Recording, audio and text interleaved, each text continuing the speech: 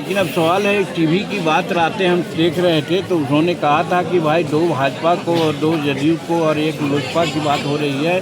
5 seat है, 7 seat में 5 seat है तो हो सकता है 5 सीट एनडीए को आवे। तो वैसे परिस्थिति में हम हिंदुस्तानी अवाम मोर्चा कहाँ हैं? इसलिए हमको मांग करना चाहिए।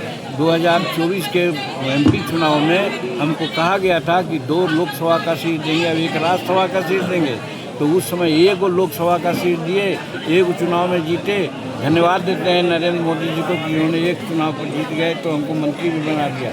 लेकिन आज राज्यसभा का सीट तो हमका ड्यू है 2024 के चुनाव, लोकसभा चुनाव के अनुसार ही। तो आज जब अप्रैल में 2025 में लोकसभा का राज्यसभा का चुनाव होगा तो उस समय हिंदुस्तानी अवाम मोर्चा सेकुलर को 1 सीट मिलना चाहिए। ये मेरी मांग है।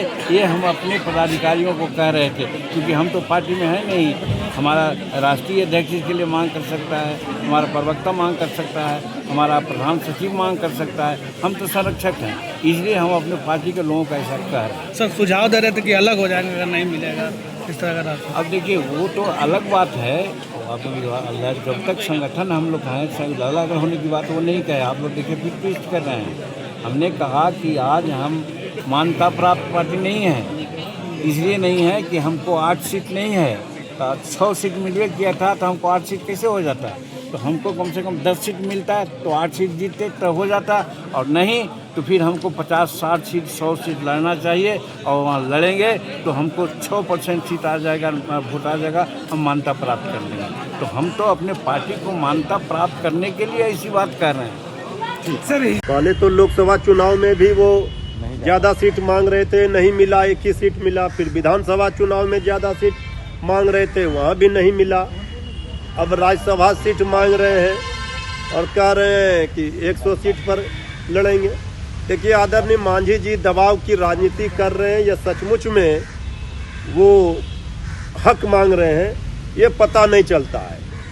वहाँ तो उनकी नैया ही डुबाने पे उनके सहयोगी लगे हुए हैं, उनके पार्टी भी बचाना मुश्किल हो जाएगा। आदरणीय मांझी जी को सचमुच में अगर वहाँ सम्मान नहीं मिल रहा है तो फिर उनको कुर्सी का लालच छोड़ना चाहिए। ये दबाव की राजनीति से काम नहीं चलेगा। आदरणीय मांझी जी का वहाँ कोई नोटिस संज्ञान नहीं लिया जाता है। कई मौक़ों पर दिखा है, उन्होंने कई बार इस तरह के बयान दिए हैं, लेकिन फलाफल कुछ नहीं निकलता है। तो आदरणीय मांझी जी को कुर्सी का लालच और मोह छोड़ करके सड़कों पर आंदोलन के लिए आना चाहिए, नहीं तो उनकी पार्टी नहीं बचेगी। क्योंकि वहाँ तो मतलब निकल जाता है तो पहचानती भी नहीं। और जो पार्टियां हैं वो तो एक दूसरे को खत्म करने में लगी हुई है। बीजेपी का तो चरित्र ही रहा है कि सहयोगियों को तोड़कर खत्म करो, क्षेत्रीय पार्टियों को खत्म करो। तो आदरणीय मांझी जी दिवा स्वप्न देख रहे हैं, वहाँ कुछ नहीं मिलने वाला है। उनका वहाँ सम्मान नहीं हो रहा है। उनको कुर्सी का मोह छोड़ना चाहिए, कुर्सी को लात मारना चाहिए।